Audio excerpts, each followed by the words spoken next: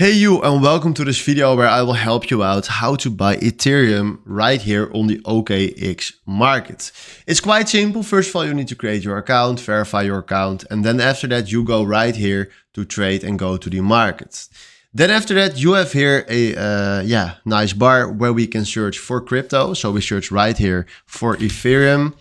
Then after this, you can decide if you want to trade with Ethereum on the Euro chart or USD. I recommend you to do USD.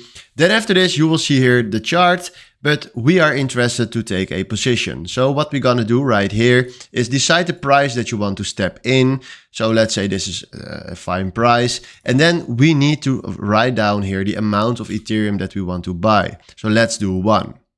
Then after that, you can also scroll down and click on take profit or stop loss, where you can create your own take profit or stop loss order. And then after that, the only thing that you need to do is click here on buy. So we do buy now, you see here the order confirmation, and after that we do confirm, and then we just bought some nice Ethereum.